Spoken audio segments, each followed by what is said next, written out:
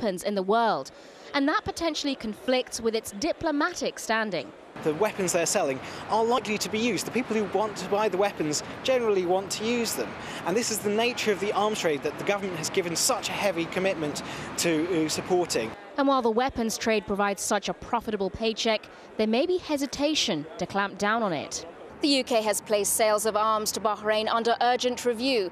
But until it stops arming governments with the means to crush dissent, critics say its calls for democracy may sound a little hollow to those suffering the end result. Sonia Gallego, Al Jazeera, London. Let's go back to David in Doha now. Well, Friday marks a week since protests in Egypt swept Hosni Mubarak away from the presidential palace, and millions of Egyptians filled the streets. They were celebrating the occasion, also reminding, they say, the military rulers of their promise to put the country on a path to democracy. Raya Rage reports from Cairo's Liberation Square.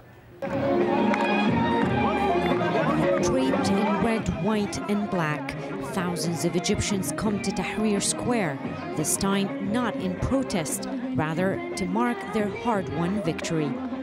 Contrary to the scenes of anger and frustration that lasted here in Tahrir Square for days before Hosni Mubarak stepped down, the mood this Friday is one of joy and celebration, smiles everywhere. And a tribute to the country's military, who even before the end of Mubarak's rule last week was hailed for not obstructing the pro-democracy movement. The military had asked Egyptians to stop their protests, but it did not prevent the gathering on Friday. Instead, Tahrir was surrounded by tanks and soldiers who searched people and regulated traffic. The gathering not only a victory march, but also a memorial to the 300-plus people who lost their lives in the uprising. The highlight of the day, an appearance by Sheikh Yusuf al-Qaradawi, one of Sunni Islam's most prominent clerics. In a heartfelt ceremony, he praised the revolution, the youth behind it, and the military, though he did make a direct request. I call on the Egyptian army to liberate us from the government that Mubarak formed in his last days. We want a new government that does not include the old faces that remind people of poverty and misery. But he also urged patience with the country's interim military leadership. The current cabinet was appointed by Mubarak before he stepped down. A reshuffle is expected in the coming few days. I came here all the way from Upper Egypt because all I want is an end to corruption. We want this government changed. We don't want Mubarak's party members in power. It is true that we need to be patient, but at the same time we need to remind the government and whoever is there that we are still in the streets. And we still have a lot of other demands that they need to pay attention to.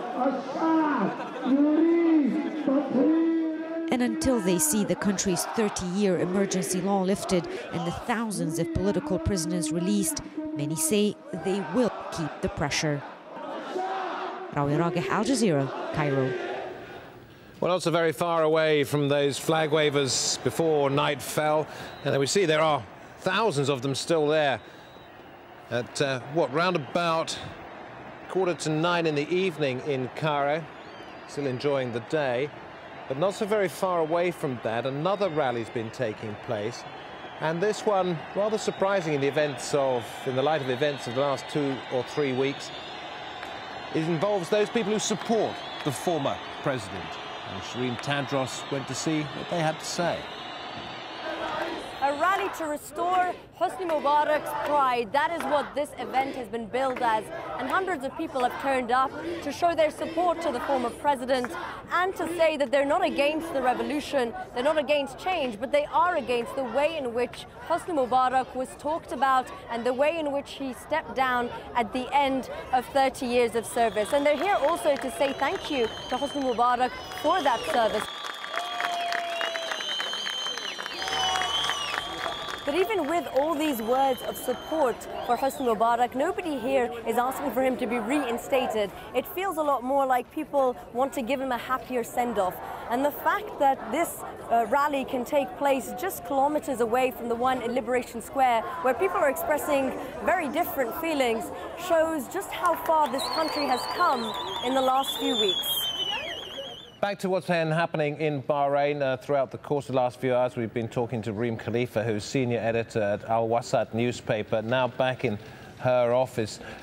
Reem Khalifa, good to have you on the phone again. We're looking at some pictures on our screens of ambulances. As far as you know it, what progress are the medical staff making in picking up the injured from the streets? Yeah, the situation in Bahrain is degenerating. Youth headed towards the military-controlled roundabout square. Live ammunition was used, many injured. One could be declared dead at any time. The main hospital is now under doctor's control with help from ordinary people. The minister and his deputies are not anywhere to exercise authority.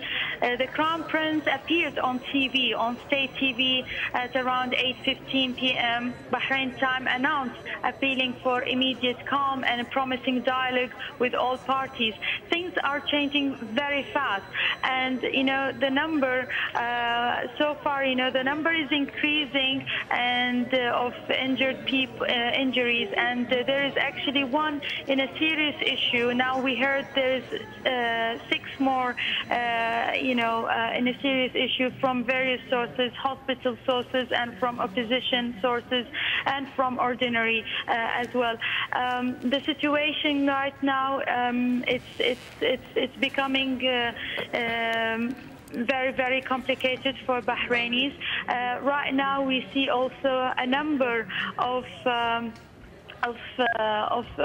statements coming out from NGOs and other societies about the situation in Bahrain. Also, there is one journalist, we've been told by some member of parliament, is having an operation now in Salmania Hospital. Until now, we don't know exactly which publication he works for and what nationality, and we're trying to get out more information. Reem, listen to what this Bahraini man had to say, and then I want to ask you about your newspaper's next edition.